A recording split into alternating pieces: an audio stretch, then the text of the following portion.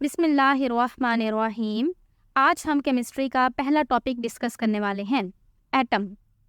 Long time ago it was thought that matter is made up of simple indivisible particles. पहले हमेशा से यही समझा जाता था कि एटम इनडिविजिबल है और सबसे दुनिया का स्मॉलेस्ट पार्टिकल है, यानी एटम से छोटा और कुछ भी नहीं है। इनडिविजिबल यानी ये मजीद टुकड़ों में डिवाइड नहीं हो सकता, इसकी कोई और पार्ट्स नहीं है, यही सबसे छोटा है। Greek philosophers thought that matter could be divided into smaller and smaller particles to reach a basic unit which could not be further subdivided. और ये कॉन्सेप्ट कि एटम सबसे छोटा पार्टिकल है और इनडिविजिबल है, ये ग्रीक फिलोसोफर्स ने स्टार्ट किया था। वो ये समझते थे कि हम मैटर को स्मॉल पार्टिकल्स में डिवाइड कर सकते हैं, इतने स्मॉल पार्टिकल्स में कि फिर उससे छोटा मजीद और कोई पार्टिकल नहीं हो सकता, और उस सबसे छोटे पार्टिकल को कहते थे atom. Democritus 460 to 370 BC called these particles atomos. तकरीबन कोई 400 BC में, BC यानी कि बिफोर क्राइस्ट, हज़रत ईसा अलैहिस्सलाम के आने से तकरीबन कोई 400 साल पहले, एक ग्रीक फिलोसोफर डेमोक्रिटस ने कहा था कि मैटर के अंदर पार्टिकल्स मौजूद होते हैं, और उसको उसने नाम दिया एटम का। और atom word Greek word atomos से निकला है। एटोमोस का मतलब होता है इनडिविजिबल। और ये कॉन्सेप्ट के एटम के अंदर मजीद पार्टिकल्स होते हैं, एटम सबसे छोटा नहीं है, उसके अंदर इलेक्ट्रॉन, प्रोटॉन, न्यूट्रॉन और भी तरह के पार्टिकल्स पाए जाते हैं, ये बात तो तकरीबन कोई सिर्फ 150 साल पुरानी है।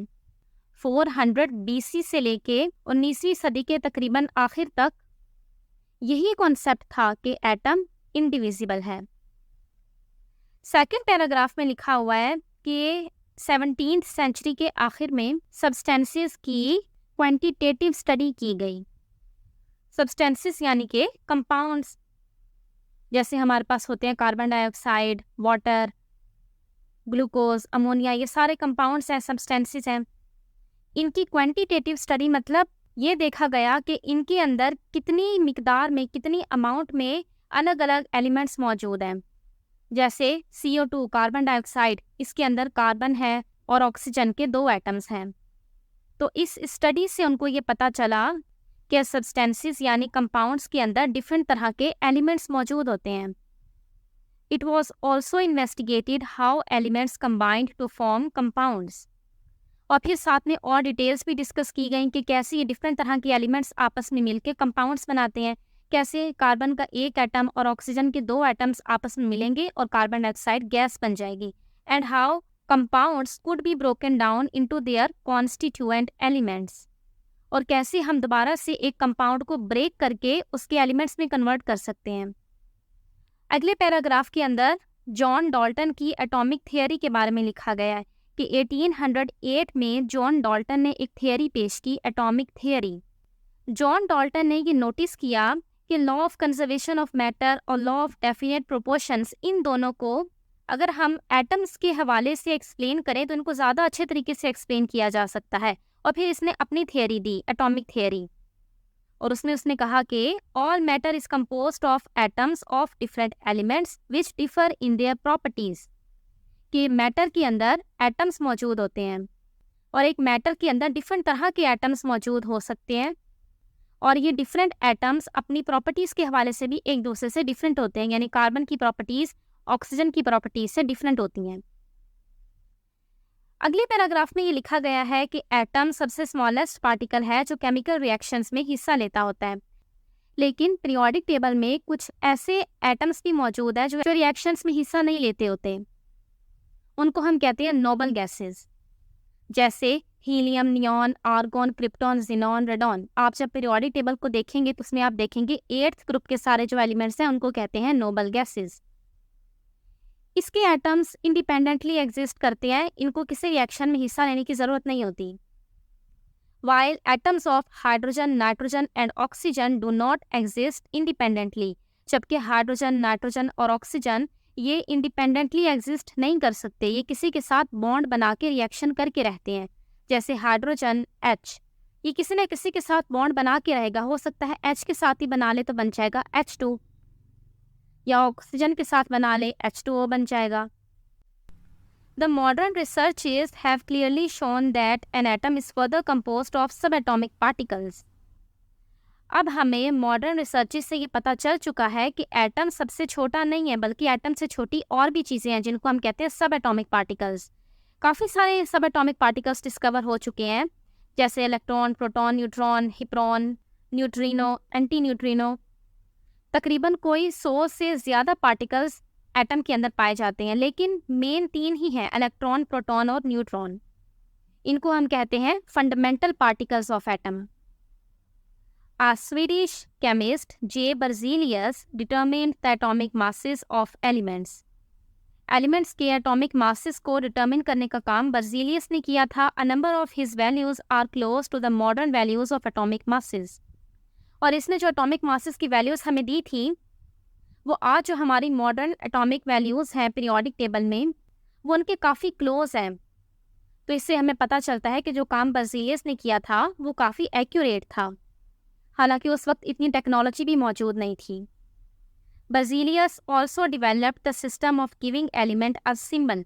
आपने देखा होगा ना, पीरियोडिक टेबल के अंदर हर एलिमेंट का सिंबल होता है। जैसे हाइड्रोजन का सिंबल है H, सोडियम का Na, बेरिलियम का Be। तो ये जो एलिमेंट्स को सिंबल देने का काम है, ये भी बर्जीलियस ने किया था। आगे है evidence of atoms. It is not possible actually to see the atoms, but the nearest possibility to its direct evidence is by using an electron microscope. Atoms को बिल्कुल ठीक तरीके से देखना तो मुमकिन नहीं है, लेकिन इलेक्ट्रॉन माइक्रोस्कोप के इस्तेमाल से हमें फिर भी अंदाज़ा हो सकता है कि एटम है। इलेक्ट्रॉन माइक्रोस्कोप के अंदर बीम ऑफ इलेक्ट्रॉन, बीम यानी कि रे, शुआ। इलेक्ट्रॉन माइक्रोस्कोप में इलेक्ट्रॉन की बीम इस्तेमाल की जाती है। बीम ऑफ इलेक्ट्रॉन की वेवलेंथ विजिबल लाइट से बहुत ज़्यादा कम है। विजिबल लाइट, जो लाइट हम देख सकते हैं आराम से, ये जो हमें आसपास रोशनी नज़र आती है, जो हमें सूरज से भी मिल रही है, जो हमें अपने घर में बल्ब, ट्यूबलाइट से मिलती है, उसे हम कहते हैं विजिबल लाइट। तो विजिबल लाइट की वेवलेंथ से बीम ऑफ इलेक्ट्रॉन की वेवलेंथ बहुत कम है।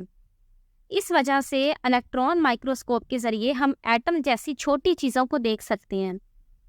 किताब में एक पिक्चर दिखाई गई है, ये इलेक्ट्रॉन माइक्रोस्कोप से खींची गई तस्वीर है ग्रेफाइट की।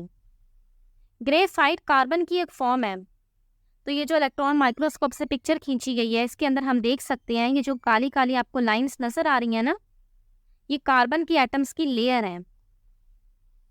और इस ग्रेफाइट की पिक्चर को इलेक्ट्रॉन माइक्रोस्कोप ने 15 मिलियन टाइम्स इंक्रीज किया है, तब जाके हम कार्बन एटम्स की इन लेयर्स को देख पा रहे हैं। In the 20th century, X-ray work has shown that the diameter of atoms are of order 2 × 10⁻⁻10 meter, which is 0.2 nanometer.